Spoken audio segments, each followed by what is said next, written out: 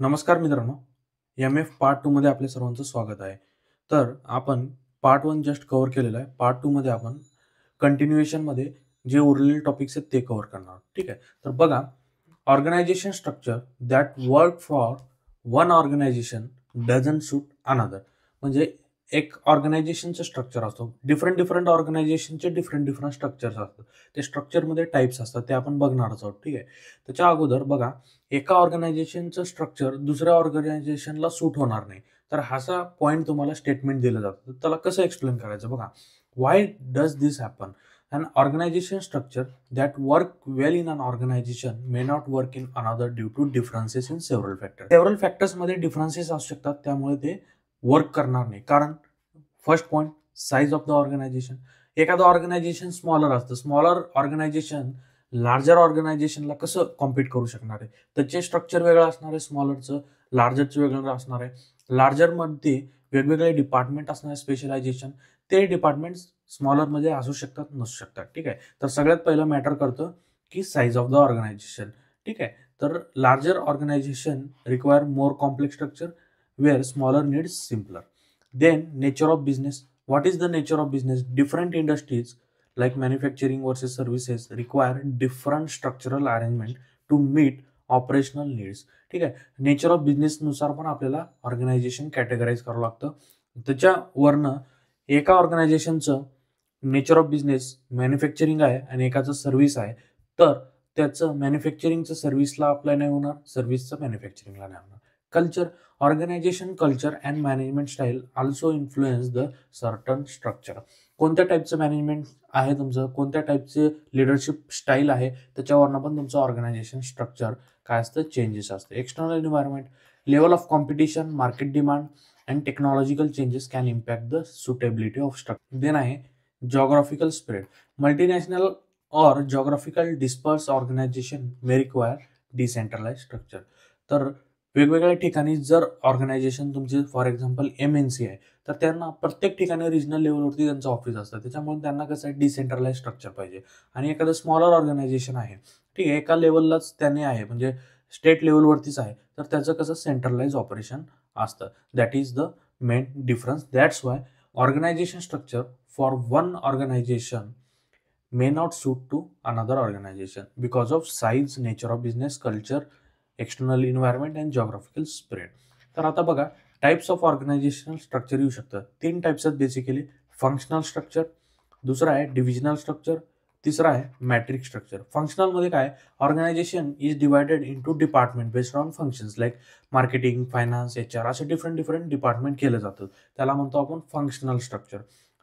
Like the large corporations like IT companies use the functional structure to specialize tasks, but it may not work well in an organization requiring fast decision making.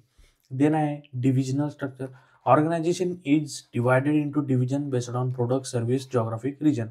Each division operates like a separate entity. बघा, division wise जे कंपन्या असतात, separate division म्हणून work करत असतात. त्यांना main कंपनीचं काही लेणं देणं नसतं. ॲज अ सेपरेट एंटिटी म्हणून ओळखलं जातं. Firms like general electric use divisional structure to manage the diverse product line effectively, but it might lead to redundancy in smaller companies. ठीक आहे. स्मॉलर कंपनीमध्ये काय होणार आहे, त्याची स्टॅग्नेस येणार आहे. ठीक आहे. तर लो प्रोग्रेस होणार आहे. That's why divisional structure is not preferred in smaller companies. Then matrix structure काय, हायब्रिड स्ट्रक्चर आहे. हायब्रिड म्हणजे काय, फंक्शनलचे पण काय भाग येतो त्याच्यामध्ये आणि डिव्हिजनचा पण काय भाग येतो. म्हणजे काही कंपनी दोन्ही कंपनी मॅनेजमेंट स्ट्रक्चर्स करत असतात, where employees report both to functional manager as well as project manager. Classic example IT companies आहेत बघा. IT कंपनीमध्ये तुम्ही बघितलं असाल, तुमचं रिलेटिव्ह असतील, तुमचे ब्रदर, सिस्टर्स, तुमचे फ्रेंड्स वर्क करत असतात. वर्क करत असताना IT कंपनीमध्ये 2 डिव्हिजन्स असतात बघा.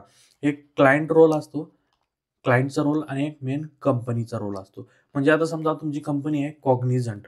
कॉग्निझंटने तुम्हाला हायर केलेला आहे.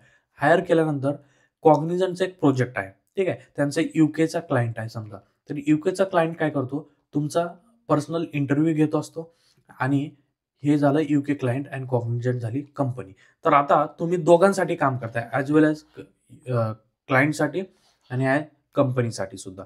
That is the two way structure. Means तुम्ही रिपोर्ट कुणाला करणार आहे, कंपनीला पण रिपोर्ट करणार आहे आणि तुम्ही तुमच्या क्लायंटला पण रिपोर्ट करणार. That is the matrix structure. Means employees report to both functional manager and project manager. ठीक आहे, अशा प्रकारे हे हायब्रिड स्ट्रक्चर असतं तुमचं. ठीक आहे, अशा प्रकारे तुम्हाला लिहायचं आहे.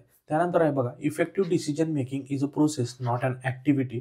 Justify the statement by explaining the process. Effective decision making is a process not an activity. का म्हणलेलं बघा, decision making is not a one-time event but a systematic process involving multi-steps, ensuring thoughtful, rational, and goal-oriented outcome.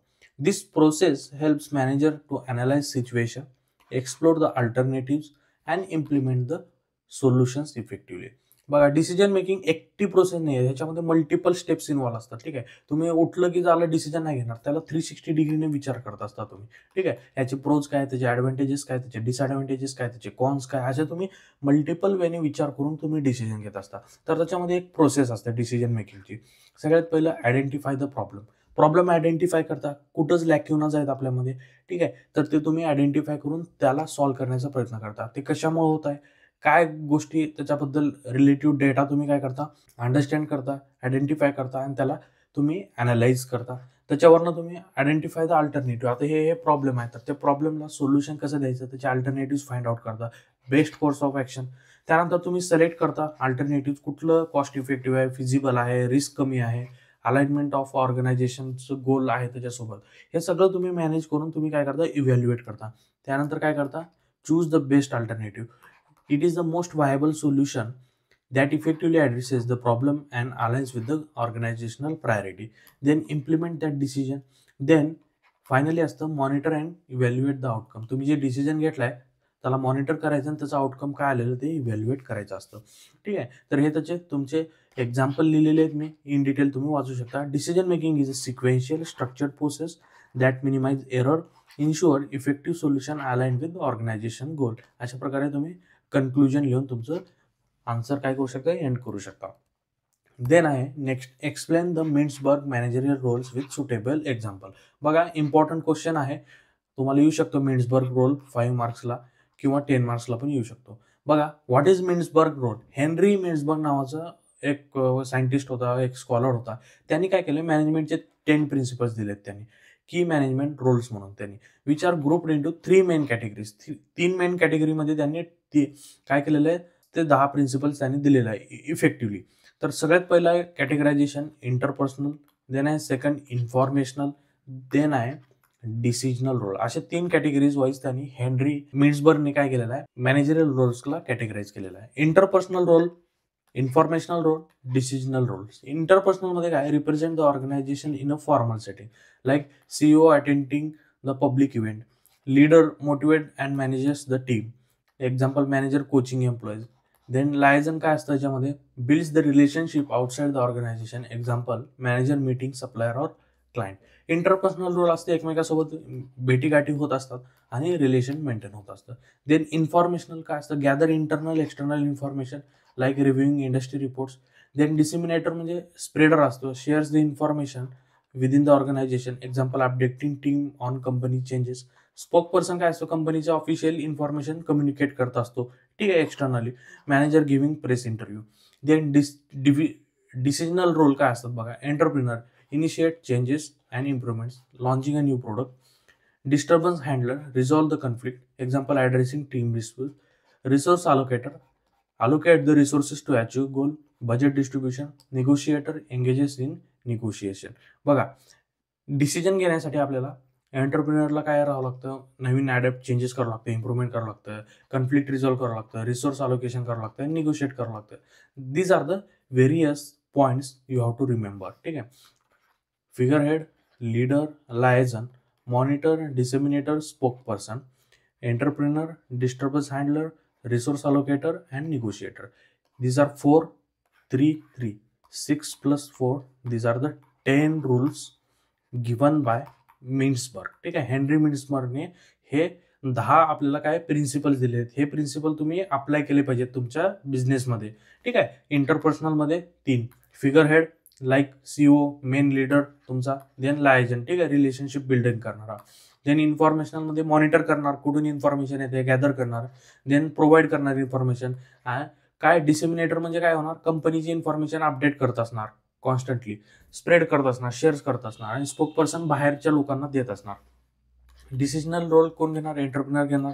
Disturbance handler असणार तो, resource allocate करत असणार, negotiation करत असणार. ठीक आहे.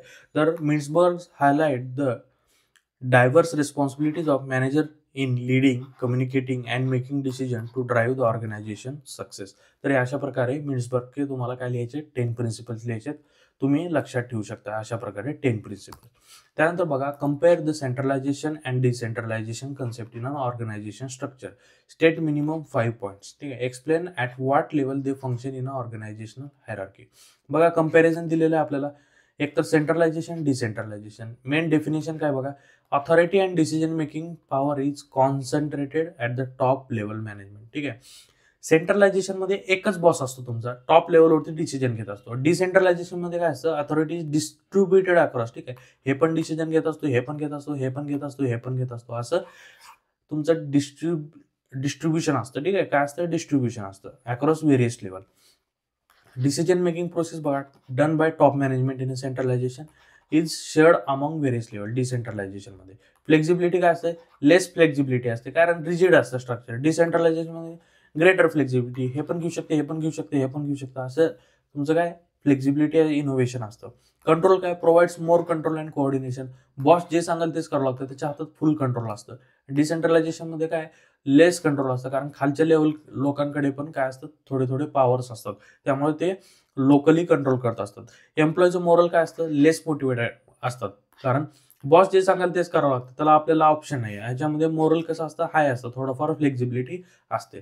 देन लेवल ऑफ फंक्शनिंग काय असते? सेंट्रलायझेशन मध्ये primarily function at top management like CEO, directors, where strategic decision are made. Lower levels have limited decision-making authority. Decentralization operates at middle and lower management. Example, department head, branch manager, where tactical and operational decisions are made. Top management focus on strategic direction, while day-to-day decisions are made at lower level. Okay, centralization ensure tight control and consistency, but lacks flexibility, while decentralization fosters increases flexibility and employees empowerment, but reduce the control. The choice depends on organization size, culture and management style. बघा, ऑर्गनायझेशनच्या साईजनुसार, कल्चरनुसार, स्टाईलनुसार आणि त्याचं एरियानुसार हे सेंट्रलायझेशन, decentralisation vary होत असतं. तर तुम्हाला हे पॉईंट लक्षात ठेवायचे. 1, 2, 3, 4, 5. ठीक आहे. सेंट्रलायझेशनचे 5 पॉईंट्स अँड डिसेंट्रलायझेशनचे 5 पॉईंट्स. त्यानंतर बघा, explain the adaptive organisation structure and its types. Adaptive organisation structure काय? फ्लेक्झिबल असतं, डायनामिक असतं, नवीन नवीन चेंजेस क्विकली रिस्पॉन्ड करत असतं आणि आपल्यामध्ये इन्कल्केट करत असतं. It is characterised by less hierarchy, more autonomy at lower levels, and focus on innovation and collaboration. This type structure is designed to help organization to be more agile, customer focused, and responsive to change. बघा, काय असतं? Adaptive organisation एजाईल असतं, quick असतं, म्हणजे काहीतरी नवीन changes यायला त्याला quickly adapt करायचं आहे, कस्टमरला फोकस करून काम ठेवायचं आहे आणि काहीतरी नवीन टेक्नॉलॉजी वगैरे आली आहे तर त्याला क्विकली काय करायचं? रिस्पॉन्ड करायचं. That's why adaptive organisation is regarded as agile, customer centered and responsive. Then there are different types of adaptive organization structure: team based structure, network structure, matrix structure, flat structure, holacratic structure. बघा, team structure काय? Team मध्ये different teams असतात तुमचे, त्याच्यामध्ये तुम्हाला काय केलं असतं? क्रॉस फंक्शनल टीम्स तुमचे काय केलं असतं? वर्क टुगेदर करतात ऑन स्पेसिफिक प्रोजेक्ट्स. ठीक आहे. Companies like Google often use team-based structure where engineers, marketers, and product manager collaborate on product development. Network structure. A network structure relies on outsourcing and external partnership to complete the task and achieve the goal. The organization focuses on its core competencies while collaborating with external entities. Network structure मध्ये काय असतं? Outsourcing वरती यांचं, external partnership वरती focus असतं, म्हणजे त्यांना काहीच लेनदेन नाही, त्यांचं फक्त कोर कॉम्पिटन्सीज. आपलं जे मेन बिझनेस आहे, फॉर एक्झाम्पल ॲपल काय करतं बघा, त्यांचं प्रोडक्ट काय आहे? मेन सॉफ्टवेअर आहे, सॉफ्टवेअरवरती फोकस असतात त्यांचं. बाकी जे मॅन्युफॅक्चरिंग वगैरे आहे ना, ते टाटाला दे, ते कुठली तरी कंपनी आहे बघा, त्यांना ते थर्ड पार्टीला आउटसोर्स करत असतात मॅन्युफॅक्चरिंग, स्वतः काहीच बनवत नाही, ते सगळं आउटसोर्सिंग करतात. That is the network structure. A company like Nike using network structure focusing on design and marketing while outsourcing the manufacturing to others. बघा, नायकी पण सिमिलर करते आणि ॲपल पण सिमिलर करत असते. Matrix structure, it combines the functional and product based structure. Employees report to both functional manager and product manager. It provides flexibility by balancing authority across different functions. म्हणजे तुम्हाला check and balance असणार आहे, तुम्हाला क्लायंटला पण report करायचं आहे आणि तुम्हाला कंपनीला पण रिपोर्ट करायचं आहे. Global consulting firms like Accenture uses matrix structure where employees work on client project while maintaining functional expertise in areas like IT and finance. Then flat structure. In a flat structure, the hierarchy is minimized. There are fewer levels of management. This encourages communication, decision making at lower level, fostering innovation and quick responses. बघा, याच्यामध्ये बाउंडरलेस म्हणतो. Flat स्ट्रक्चरला आपण काय minimum boundaries असतात. ठीक आहे. Small startup, तुम्ही employ आहे, तुम्ही बॉसला कम्युनिकेट करू शकता, त्याच्यामध्ये अडथळे नाहीत, डिपार्टमेंट्स नाही आहेत. That is the flat structure. ठीक आहे. Small startup company uses flat structure. Then holacratic structure काय असतं? Holacratic structure eliminates traditional hierarchical system, assign roles responsibilities based on the work rather than title, position. Decision making is decentralized, authority is distributed across self-organizing team. Like Zappos, online company is adopting holacratic structure where employees have roles that are fluid and can change based on needs. बघा, adaptive स्ट्रक्चरमध्ये बघा, हे team based structure असू शकतं तुमचं, वेगवेगळ्या टीम्सला काम द्यायचं असतं. नेटवर्क स्ट्रक्चरमध्ये काय असतं? आउटसोर्सिंग असतं. मॅट्रिक्समध्ये काय? क्लायंटला रोल तुम्हाला काय करायचं? क्लायंटला आणि कंपनीला दोघाला रिपोर्टिंग करायचं आहे आणि बॅलन्स चेक करायचं आहे. फ्लॅट स्ट्रक्चरमध्ये कम्युनिकेशन तुमचं काय असतं? इझिली असतं आणि डिसिजन मेकिंग काय असते?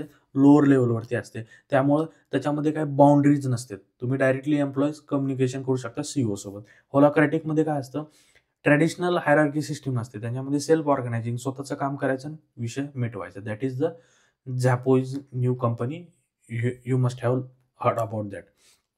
तर हे अशा प्रकारे तुम्हाला लिहायचं आहे अडॅप्टिव्ह ऑर्गनायझेशन. देन आहे choose a suitable type of organisation structure for government run handloom and handicraft industry. बघा, गव्हर्नमेंटची एक हँडलूम आणि हँडीक्राफ्ट इंडस्ट्री आहे, त्यांच्यासाठी तुम्हाला एक काय करायचं आहे? ऑर्गनायझेशन स्ट्रक्चर क्रिएट करायचे किंवा एक सजेस्ट करायचे काय असायला पाहिजे. बघा, for government run handloom and handicraft industry the functional or divisional structure would be most suitable. तर फंक्शनल काय? Organisation is divided into department based on specialise function. This structure is ideal for government run industries on handloom and handicraft because it allows clear division of labour based on expertise. Description काय? The organisation would be divided into department like production, quality control, design, finance, HR, distribution. Each department would have dedicated team and responsible for its functioning. Why it is suitable? Specialization. Handloom and industry requires expertise in areas like weaving, dyeing, stitching, crafting. A functional structure ensures that skilled professional handle each specialized tasks. Then functional स्ट्रक्चरमध्ये प्रत्येकाला clear roles असतात. Centralise decision making असते. Handloom industry with a functional role department for production, design and marketing and sales each manage by department head. वेगवेगळे department head असतात, त्यांचे ते process manage करत असतात. Then divisional structure could also be used if handloom and handicraft industry has multiple product line or operates in a different region. In the case each division would handle specific category of products or geographical area. The industry would be divided into division based on products like handloom, textile, wooden handicrafts, pottery, or region north, south, east, west. Each division would have its own functional department like marketing, production, finance, and operate autonomously within the division. Why it is suitable? Focus on specific product line or region. This structure would allow handloom and handicraft industry to focus on different market. ठीक आहे. अशा प्रकारे हे regional and काय असतं बघा, रिजनलमध्ये तुम्हाला वेगवेगळे डिव्हिजन्स असतात. रिजनलमध्ये डिव्हिजन तुम्हाला क्रिएट करायचे आणि त्या प्रत्येक डिव्हिजनमध्ये सेपरेट डिपार्टमेंट असणार. म्हणजे ए डिव्हिजन आहे, ए डिव्हिजनमध्ये फायनान्स असणार, मार्केटिंग असणार, HR असणार, ते त्यांचे वर्क करत असणार. बी मध्ये सेम असणार. म्हणजे आता तुम्ही नॉर्थला काम करताय, समजा तुमची कंपनी आहे, समजा आपले एक्झाम्पल घ्या, स्वामी अकॅडमी इंडस्ट्री आहे, तर स्वामी अकॅडमी नॉर्थला आहे, देन तुमची वेस्टला आहे, साऊथला आहे, ईस्टला आहे. नॉर्थसाठी जे असणारे डिव्हिजन, नॉर्थ डिव्हिजन, तर नॉर्थ डिव्हिजनचं वेगळं फिनान्स डिपार्टमेंट, नॉर्थ डिव्हिजनचं HR डिपार्टमेंट, नॉर्थ डिव्हिजनचं फिनान्स प्रोडक्ट डिपार्टमेंट, असे प्रत्येकाचे वेगवेगळे डिपार्टमेंट असणार आहेत. ठीक आहे, त्याच्यामुळे ॲटॉनॉमी अँड फ्लेक्झिबिलिटी भेटणार आहे. Division handling handloom textile in one region and another region managing the wood or metal in another region. बघा, असे वेगवेगळे प्रोडक्ट ते डिफरंट प्रोडक्ट लाईन वेगवेगळ्या रिजनमध्ये क्रिएट करू शकतात आणि यूज करू शकतात. That's why divisional structure and functional structure would be most suitable here. Then बघा, अशा प्रकारे तुम्हाला एक क्वेश्चन दिलं जातं, construct a departmentation plan for high end retail mall with single owner to be establish at Pune Solapur highway. असे एक केस study type दिलं जातं. तुम्हाला काय करायचं, डिपार्टमेंटेशन प्लॅन क्रिएट करायचं. बघा कसं करणार, functional departmentation, product service based department, geographic department, customer department. तर बघा, फंक्शनलमध्ये काय करणार तुम्ही, डिपार्टमेंट काय करायचं, मॉल करायचं. मॉलसाठी काय काय डिपार्टमेंट लागतं, मार्केटिंग, मॉल इथं क्रिएट झाले, मार्केटिंग लावा. ठीक आहे, प्रमोशन करा, ब्रँड पार्टनरशिप करा, ऑपरेशन डेली मॅनेजमेंट करायचे आहे, टेनंट कोऑर्डिनेशन करायचे आहे, कस्टमर सर्व्हिस द्यायचे आहे, फिनान्स म्हणजे budgeting, rent management, financial reporting, HR recruitment, training, employees management, maintenance म्हणजे facility upkeep, security and cleaning करायचे. हे फंक्शनल तुमचे डिपार्टमेंटेशन झालं.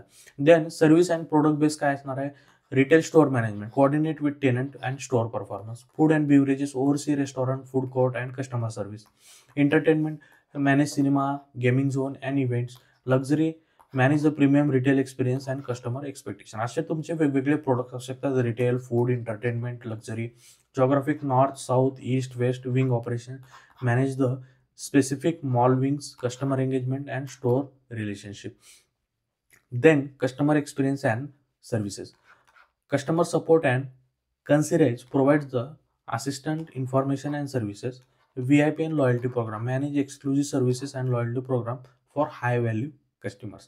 तर अशा प्रकारे तुम्ही काय करू शकता, डिपार्टमेंटेशन करू शकता. कसं करणार, functional, product base, geographic and customer experience. ठीक आहे, अशा प्रकारे तुम्हाला क्रिएट करायचं. काही आलं तर हे डिपार्टमेंट तुम्हाला लिहायचं आहे. इथं मॉल म्हणलेलं आहे, इथं तुम्हाला काहीतरी दुसरंच दिलं जातं. ठीक आहे, फूड कोर्ट क्रिएट करायचे आहे, रेस्टॉरंट क्रिएट करायचे आहे, तुम्हाला काही दिलं जातं, तुम्हाला हे काय करायचं आहे, अशा प्रकारे तुम्हाला डिपार्टमेंटेशन करायचं आहे.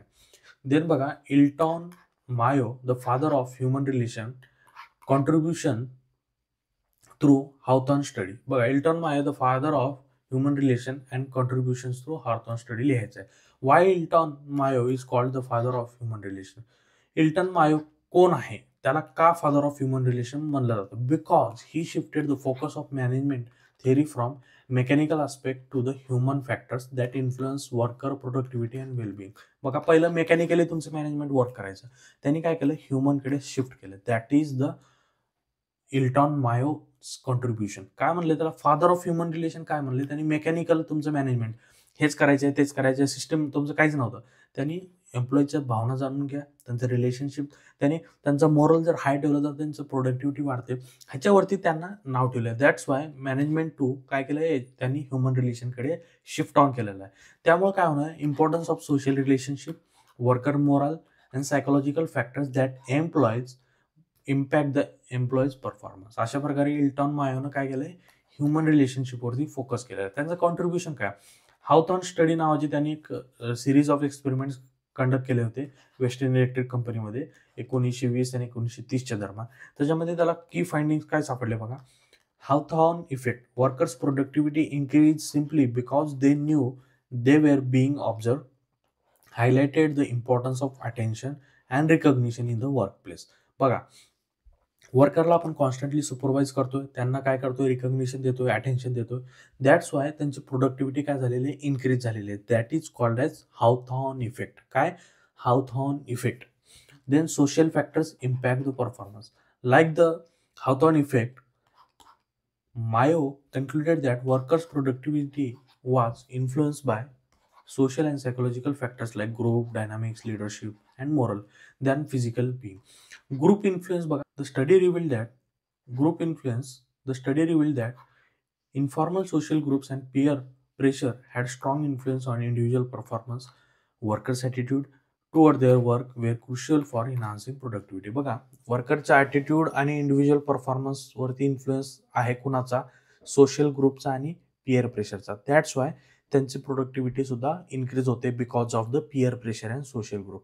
मायोज research led to development of human relation movement which emphasise the importance of motivation, leadership and employees welfare. अशा प्रकारे हे Elton Mayo father of human relations consider केला जातो.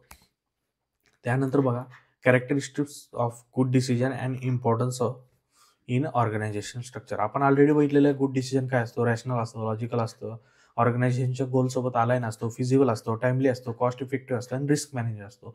तर ह्याच्यामुळे काय होणार आहे, इम्पॉर्टन्स काय गुड डिसिजनमुळे, इफिशियन्सी इन्क्रीज होणार आहे, कॉम्पिटेटिव्हनेस तुमची वाढणार आहे, देन तुमचं increase the morale, employees morale, then promote the strategic alignment, then reduce the uncertainty. अशा प्रकारे तुमचं काय होणार आहे, एम्प्लॉईज गुड डिसिजन मेकिंगमुळे काय होणार आहे, इफिशियन्सी वाढणार आहे, कॉम्पिटेटिव्हनेस वाढणार आहे, मोरल वाढणार आहे आणि एम्प्लॉय बेस्ट काम करणार आहे ऑर्गनायझेशनच्या गोलकडे. That's why good decision making is preferred. त्यानंतर बघा effective control system improves overall quality and organisations. Quality of organisation is improved because of effective control. Comment बघा effective control is nothing but that ensures organisational activities align with set objectives, helping identify correct the deviation in performance. परफॉर्मन्समध्ये काय deviation असतात, काय मार्ग काय असतो, भटकतो. कधी कधी ते मार्ग भटकलेला कुठं भटकले, का भटकले ते आयडेंटिफाय करून त्याला क्लिअरली आपल्या ट्रॅकवर घेऊन यायचा असतो आणि ऑब्जेक्टिव्ह सेट करायचे असतात. That is the effective control system. It is done by इस्टॅब्लिशिंग standards, measuring actual performance, taking the corrective actions. Control system contribute to the higher efficiency, productivity and quality. Effective control system focus on quality assurance, resource utilization, timely adjustment and employees productivity. Quality assurance controls the system, track processes and performance, identify areas where quality can be improved. बघा quality assurance मध्ये काय आहे, आपल्याला continuously quality आपण check करत असतो आणि जिथं इम्प्रूव्ह करू शकतो आपण असे क्वालिटी तिथं एरिया आयडेंटिफाय करायचा आणि तिथं आपल्याला इम्प्रूव्ह करायचं असतं. Then resource utilisation, optimal use of resources, time, manpower, finances करायचं. कशासाठी, तर leading to increase output and reduce wastage. Wastage reduce करायचं आपल्याला आणि आउटपुट इन्क्रीज करायचं आहे. Timely adjustment, by providing real time feedback, control system enable quick adjustment to meet goals, ensuring continuous improvements. बघा काय टाइमली फीडबॅक घ्यायचा आपल्याला, जेणेकरून आपल्या जे त्रुटी अडथळा जे आहेत आपल्या सिस्टीममध्ये त्याला आपल्याला वेळेच्या वेळी काय करायचं, दूर करायचं आणि आपल्याला टाइमली ॲडजस्टमेंट करून कंटिन्युअस इम्प्रूव्हमेंट करायचं आहे. देन आहे एम्प्लॉईज परफॉर्मन्स. तर they provide a framework for evaluating individual and team performance, fostering accountability and motivation. तर इफेक्टिव्ह कंट्रोल सिस्टीममुळे काय होणार आहे, क्वालिटी ॲश्युरन्स होणार आहे, रिसोर्स युटिलायझेशन होणार आहे, देन टाइमली ॲडजस्टमेंट होणार आहे आणि एम्प्लॉईचं परफॉर्मन्स वाढणार आहे. Thus effective control system positively impact overall quality of the organisation by ensuring alignment with goal, optimising the process, maintaining high standard of performance. Then बघा how to design effective control system. बघा सगळ्यात पहिले clear objective, हे करायचं हे नाही करायचं. Establish standard, तर बेंचमार्क सेट करायचे, quality, customer satisfaction level, sales target, then आपल्याला फायनान्शियल एवढा कोटा, प्रोडक्शन कोटा कंप्लीट करायचे. ते सगळे टार्गेट सेट करायचे आणि स्टँडर्डाइज मेथड आपल्याला वापरायचे. देन ॲक्च्युअल परफॉर्मन्स मेजर करायचे, त्याला KPI म्हणतो, की परफॉर्मन्स इंडिकेटर्स ॲक्च्युअली ट्रॅक करायचं आपल्याला performance. Then compare and analyse deviation, आपल्याला वेगवेगळ्या इयरचा वेगवेगळ्या क्वार्टरचा काय करायचं आहे, परफॉर्मन्स ॲनालिसिस करायचं आणि कुठं आपलं पाथ भटकलेलं आहे त्याला ॲनालिसिस करून करेक्ट करायचं आहे. Then implement the corrective actions, म्हणजे चुकलेलं त्याला करेक्टिव्ह करायचं आहे. इन्शुअर फीडबॅक अँड कम्युनिकेशन, लोकांकडून फीडबॅक घ्यायचे, कम्युनिकेशन घ्यायचे, जेणेकरून तुम्ही तुमची सिस्टीम काय करू शकता, इव्हॉल्व करू शकता कंटिन्युअसली आणि तुम्ही ते डेव्हलप करू शकता. Feedback loops helps to adapt the control process and keep it relevant. Periodic review, continuously तुम्हाला डे बाय डे काय करायचं, पिरियॉडिकली रिव्ह्यू करायचे, जेणेकरून तुमच्या सिस्टीममध्ये काही त्रुटी असतील तर ते त्रुटी तुम्हाला दूर करायचे. That is why effective control system is very essential in an organisation.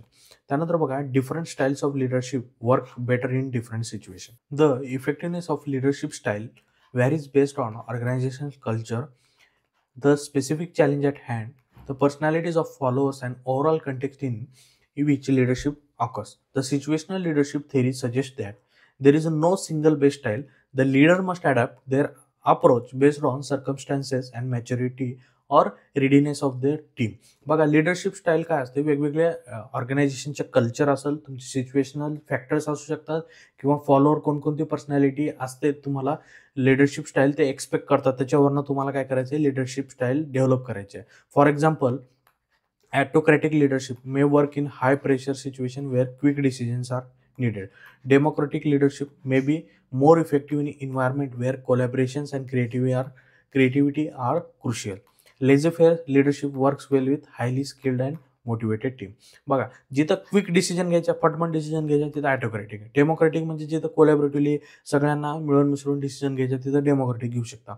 आणि लेझी फेअर्स म्हणजे हायली स्किल्ड लोक आहेत, सगळे सेल्फ मोटिवेटेड टीम आहे, जिथं ज्यांना काही सांगायची गरज नाही, अशा ठिकाणी तुम्ही लेझी फेअर लिडरशिप वापरू शकता. Thus leader need to assess the situation, adjust their leadership style to maximise the effectiveness. तर आपल्याला सिच्युएशन वाईज काय करायचं आहे, लिडरशिप स्टाईल अडॅप्ट करायचे. There is no single best style. ठीक आहे.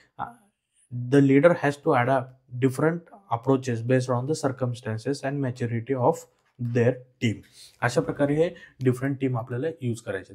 बघा, आपल्याकडे व्हेरियस डिसिजन मेकिंग स्टाईल्स आहेत. कोणकोणते आहेत? ऑटोक्रेटिक डिसिजन मेकिंग म्हणजे काय, टॉप लेवलवरनं ज्या आपल्याला अधिकारी सांगितले तेवढंच काम करायचं आहे. डेमोक्रेटिक म्हणजे सगळे कोलॅबरेटिव्ह डिसिजन असतं, पार्टिसिपेटिव्ह असतं, वेगवेगळ्या लेवलवरती डिसेंट्रलाइज स्ट्रक्चर असतं, मग सगळ्यांनी मिळून मिसळून डिसिजन घ्यायचं असतं. बघायचं क्विकली मी लिहिलेलं आहे सगळ्याचं, कधी वर्क करतं, त्याचं डिस्क्रिप्शन काय, ॲडव्हान्टेजेस काय, त्याचे डिसॲडव्हान्टेजेस काय, तुम्ही वाचू शकता. लेझी फेअर आत्ताच सांगितलेलं तुम्हाला, जिथे टीम स्वतः मोटिवेटेड आहे, हायली स्किल्ड आहे, ज्यांना सांगायची गरज नाही, तिथं लेझी फेअर वर्क करतं. Consultative, the leader seek input and feedback from team but retains the final decision making authority. कन्सल्टेटिव्हमध्ये सगळ्याला विचारलं जातं काय करायचं काय नाही, आणि आपल्याला जे करायचं तेच केलं जातं. कन्सेन्सस बेस्ड म्हणजे सगळ्याला विचारायचं आणि सगळेजण म्हणले तेच करायचं तरच करायचं. It requires the collaboration and negotiation. अशा प्रकारे various different decision making styles आहेत. इम्पॉर्टंट आहे, 5 मार्क्सला येऊ शकतं, तर तुम्ही हे लक्षात ठेवा. Autocratic, democratic, laissez faire, consultative and consensus based. ठीक आहे. Then the role of technology in changing working structure of organisation. The role of technology in changing the working structure of organisation. बघा काय म्हणतं, टेक्नॉलॉजीमुळं वर्किंग स्ट्रक्चर ऑर्गनायझेशनमध्ये काय होतं आहे, आपलं चेंज होतं आहे. ठीक आहे. Technology has profoundly transfer the organisation structure, enabling the organisation to operate more effectively, flexibly and innovatively. The key changes brought by the technology include, टेक्नॉलॉजीनं काय काय चेंजेस केलेलं आहे. सगळ्यात पहिलं फ्लॅट अँड हायरार्की झालेलं आहे. Then increase the remote and hybrid work, आजकाल बघितलेलं work from home, that is due to the technology. Then आहे ॲटोमेशन आलेलं आहे, काय काम करायचं आहे काय नाही करायचं आहे, AI सिस्टीम आलेलं आहे, मशीन लर्निंग आलेलं आहे. त्याच्यामुळं काय काम आपलं काय केलं, सेग्रिगेट झालेलं आहे आणि प्रत्येकाला त्यांची ऑथॉरिटी आपल्याला काय केलेलं आहे, इंट्रोड्यूस केलेलं आहे AIनं. देन मॅन्युअल काम कम झालेलं आहे, ऑटोमॅटिक काम जास्त झालेलं आहे. इनहान्स डिसिजन मेकिंग, काय मशीन लर्निंग, आर्टिफिशियल इंटेलिजन्समुळे काय झालं, तुमचं डेटा अनालिसिसवरती फोकस झालेलं आहे, त्याच्यामुळे डिसिजन मेकिंग तुमची डेटा बेस झालेली आहे. डिसेंट्रलायझेशन झालेलं आहे रोल ऑफ टेक्नॉलॉजीमुळं. ठीक आहे. Then cross functional and global teams आहेत, जसं स्लॅक आहे, मायक्रोसॉफ्ट टीम आहे, that allows the teams to across departments and geographics to work together seamlessly. Then आहे boundaryless organisation, just we have discussed about it in last slides. Boundaryless organization works across the physical and organizational boundaries because it does not have any boundary. Like the companies like Alibaba use cloud-based technology where it coordinates with the global suppliers and customers to manage their data, manage their business and manage their products. That's why the role of technology is a very essential in a challenging globalization structure, or that's why it is changing the organization structure of an working structure of an organization. That's why the technology is essential. Then आहे Mintzberg, आपण just आत्ताच बघितलेलं आहे. मिन्सबर्गने 10 managerial Rolls दिले होते आपल्याला. ठीक आहे. इंटरपर्सनल रोल्स 3 मध्ये कॅटेगरायझेशन केलेलं आहे त्यांनी, इंटरपर्सनल, इन्फॉर्मेशनल अँड डिसिजनल रोल. इंटरपर्सनलमध्ये एक फिगर हेड असतो, ऑर्गनायझेशनचा हेड असतो, एक लीडर असतो, एक लायझन असतो, रिलेशनशिप मेंटेन करणारा. इन्फॉर्मेशनलमध्ये मॉनिटर असतो, कलेक्ट करतो, ॲनालिसिस करतो, आणि एक डिसिमिनेटर असतो, शेअर करत असतो, आणि एक स्पोक पर्सन असतो, जे कंपनीचे माहिती बाहेरच्या लोकांना देत असतो. एक डिसिजनल रोलमध्ये एंटरप्रेनर असतो, डिसिजन घेणारा. देन डिस्टर्बन्स हँडलर असतो, एक कन्फ्लिक्ट रिझोल्युशन असतो, रिसोर्स अलोकेशन करणारा असतो. ठीक आहे. एक निगोशिएटर असतो. असे 10 रोल्स आहेत तुम्हाला लक्षात ठेवायचं आहे आणि तुम्हाला मिड्सबर्ग रोल येऊ शकतं 10 मार्क्सला. त्याच्यामुळे तुम्ही प्रिपेअर राहा. 10 रोल्स 10 मार्क्स, ठीक आहे. त्यानंतर बघा importance of sustainability to manager job. Why it is important that every manager job is based on the sustainability. बघा sustainability has become the critical responsibility for managers as it directly impacts the organization's long-term success, reputation, and ability to contribute to the environment and society. The importance of sustainability include because it ensures the long-term growth, meeting the stakeholders' expectations. It requires the regulatory compliance. It is the cost-effective structure. It has the innovation and competitiveness, and it has the employees engagement and retention. That's why the sustainability is a very important in today's world. बघा long term success जर आपल्याला achieve करायचे आहे तर आपल्याला काय इन्व्हायरमेंटली sustainable होच लागणार आहे, ठीक आहे. रिड्यूस द काय करायचं आपल्याला resource dependency and ensure steady operation. Then stakeholder आपले कोण कोण असतात, इन्व्हेस्टर असतात, कस्टमर असतात, एम्प्लॉईज असतात. त्यांची व्हॅल्यू आपल्याला काय करायचं आहे, ऑर्गनायझेशन त्यांचे कॉन्ट्रीब्युशन करून आपल्याला काय करायचं, ऑर्गनायझेशनची व्हॅल्यू वाढवायची आहे आणि कमिटेड राहायचे सस्टेनेबिलिटीला. Like Unilever's focus on sustainability. Then manager must implement the eco-friendly practices to adhere the environmental regulations to avoid the penalties, reducing emission to meet government standards, cost efficiency like waste reductions, energy efficiency to lower the operational cost like IKEA uses the sustainable sourcing. Then innovation and competitiveness like Tesla's focus on sustainable energy solution revolutionized the automobile industry. Then employees engagement and retention. A sustainable organization attracts and retains employees who value the environment and social responsibility.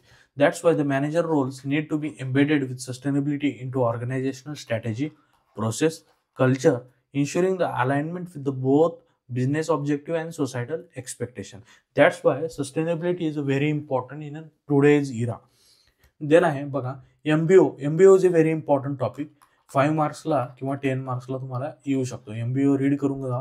Management by objective म्हणजे काय, it is a management style where specific measurable objective are set collaboratively for employees and monitored over time, ठीक आहे.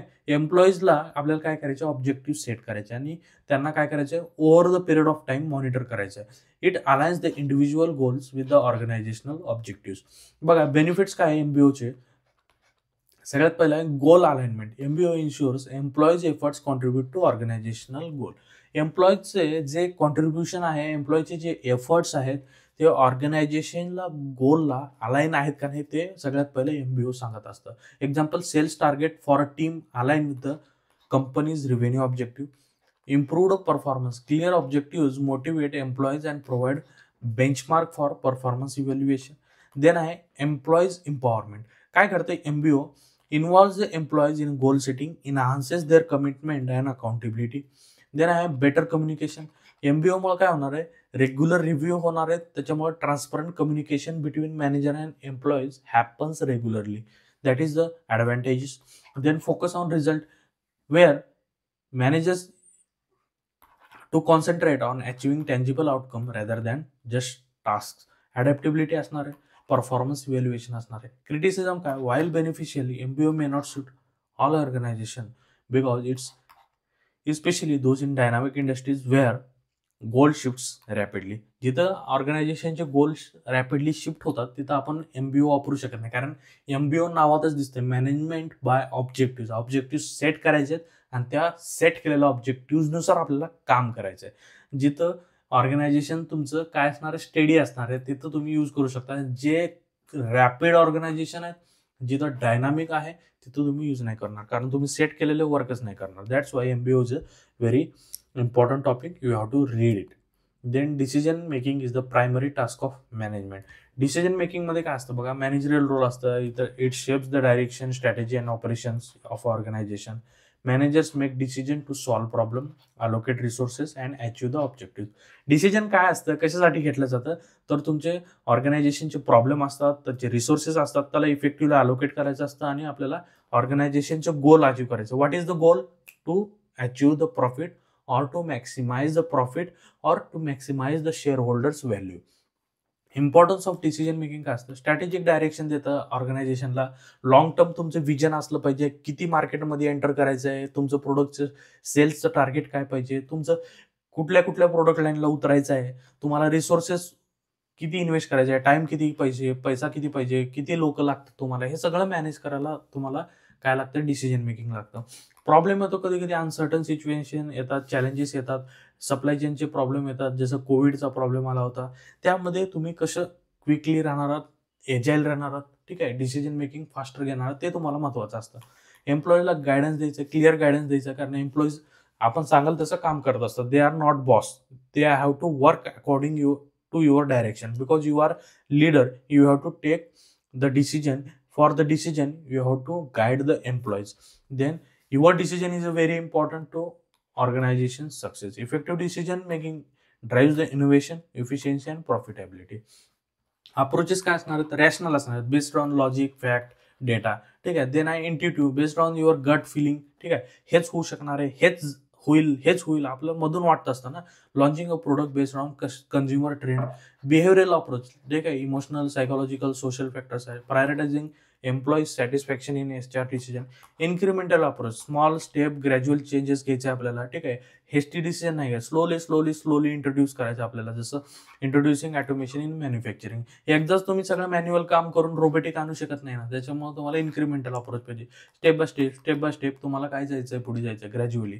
Then participative, सगळ्या लोकांना घ्यायचं एकत्र आणि त्यांच्यावरती ब्रेनस्टॉर्मिंग सेशन ठेवायचं, काय करायला पाहिजे काय नाही डिसाईड करायचं on the marketing strategy, on the finance strategy. That is the various approaches, rational, intuitive, behavioral, incremental and participative approach. These are the various decision making approaches. Then controlling आपण बघितलेलं आहे. काय असतं कंट्रोलिंग, तुम्हाला माहीतच झालंय.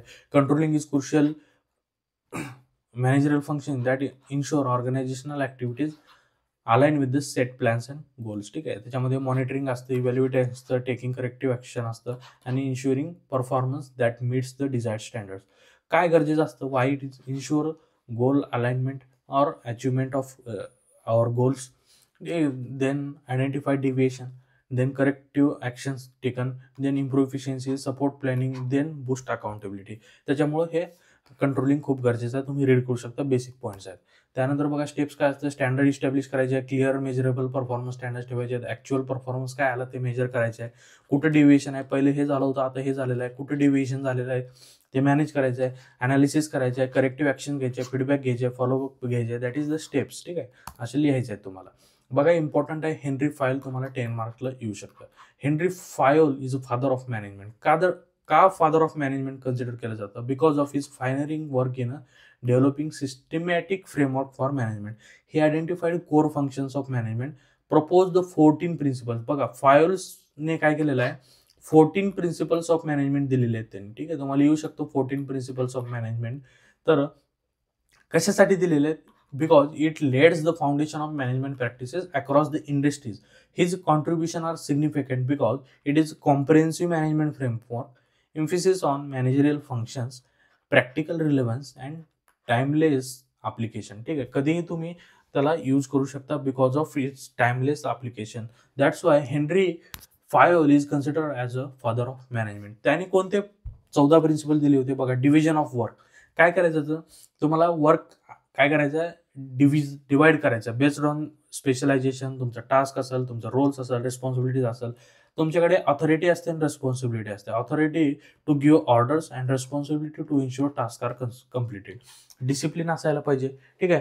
You must obey rules and respect the authority. Unity of command, each employee should receive orders from one superior, ठीक आहे, to avoid confusion. That's why unity of command. Unity of direction, activities with the same objective must have single plan.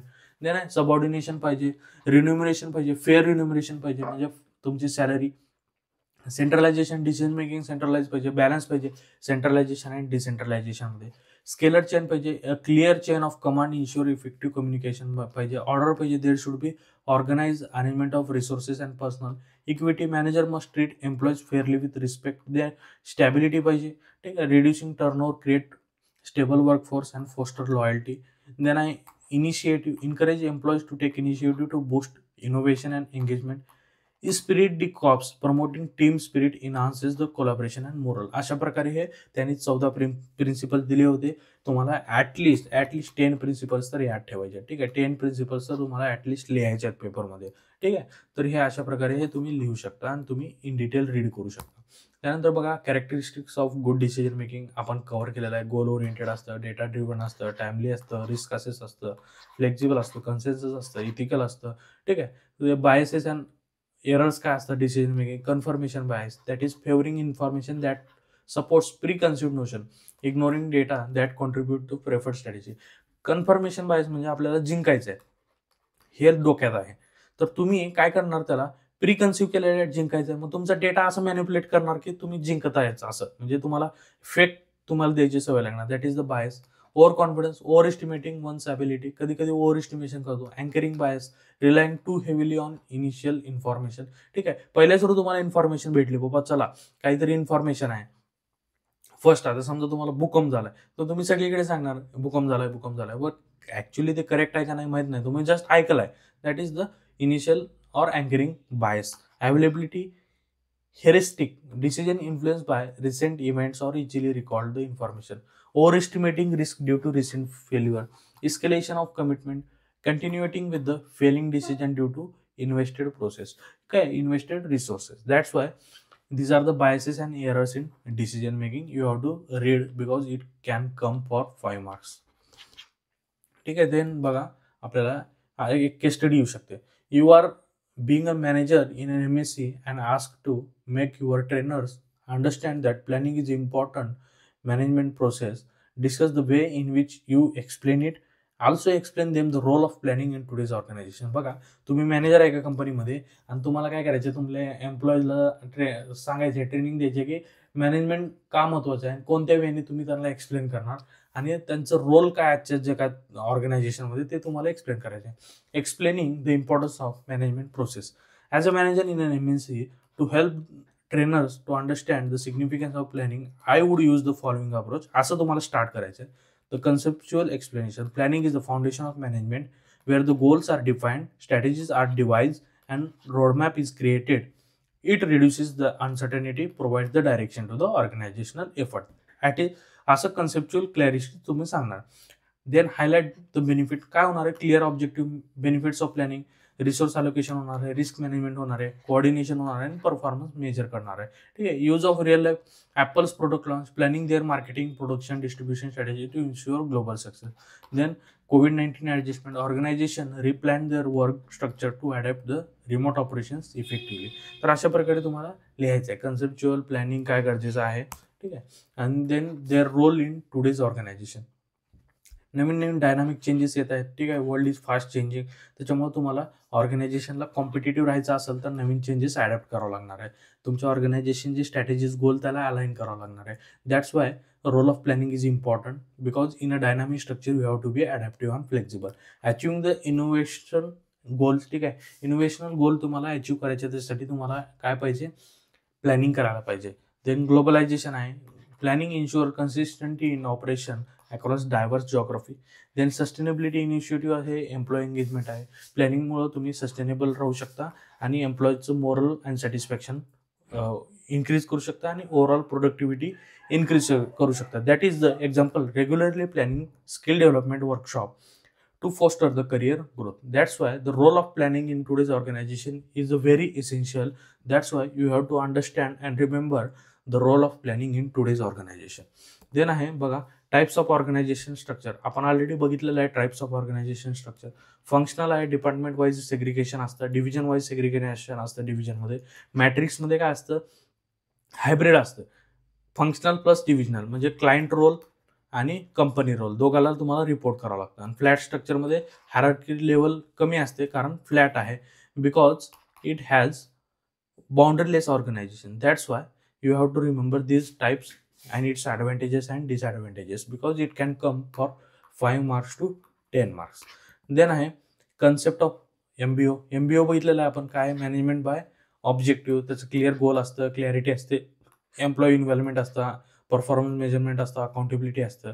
काय करायचं असतं, process objective define करायचं असतं, plan action define करायचं असतं, progress monitor करायचं असतं, evaluate the reward and performance. Benefit काय, focus, improve the focus and clarity, enhance the communication, and then boost the employees' motivation and engagement. That's why MBO creates the result driven culture where the individual efforts are aligned with the organizational structure. तर अशा प्रकारे तुम्हाला काही MBO लक्षात ठेवायचं आहे. आपण already discuss केलेलं आहे.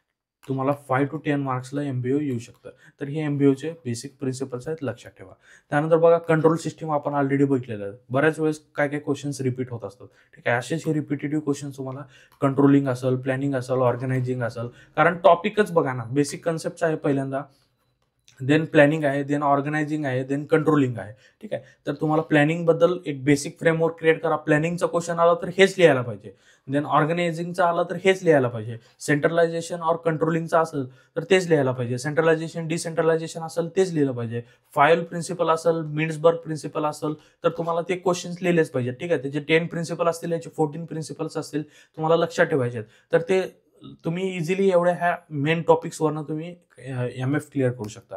ठीक आहे, देन बघा, कन्सेप्ट ऑफ प्लॅनिंग ऑलरेडी आपण सांगितलेलं आहे.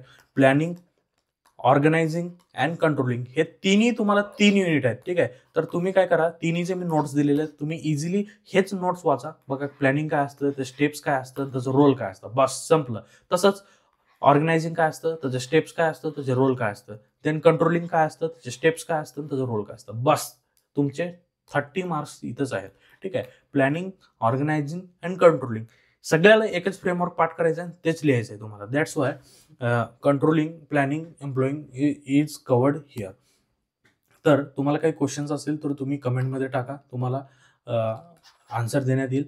तर तुम्ही इथंपर्यंत बघितलं, थँक्यू व्हेरी मच. आणि लक्षात ठेवा, आपल्या सेकंड सेमिस्टरचे क्लासेस स्टार्ट होणार आहेत लवकरच 1 फेब्रुवारीपासून. ठीक आहे, तुम्ही जर इंटरेस्टेड असाल तर तुम्ही मला कॉन्टॅक्ट करू शकता आणि आपली जर्नी MBA लर्निंग करायची इझी बनवू शकता आणि मॅक्सिमम स्कोअर करू शकता. ठीक आहे, आपले फीचर्स तुम्हाला माहीत आहेत. ठीक आहे, आपण काय करतो, PYQ सॉल्व्ह करून घेतो, आपले स्वतःचे नोट्स देतो, हायली सिम्प्लिफाईड नोट्स असतात, इझी पॉईंट वाईज नोट असतात. ठीक आहे, आपले क्लासेस लाईव्ह होतात, रेकॉर्डेड होतात, आपण डाऊट सेशन ठेवतो आणि हे टोटल ओव्हरऑल आपण काय करत असतो, क्वालिटी देत असतो ॲट अफोर्डेबल रेट. काय affordable rate, that's why we are famous. तर तुम्ही एनी टाईम माझ्याशी कॉन्टॅक्ट करून तुमची क्वेरीज रिझॉल्व्ह करू शकता. विद्यार्थी मित्रांनो, thank you very much. We will meet in next session.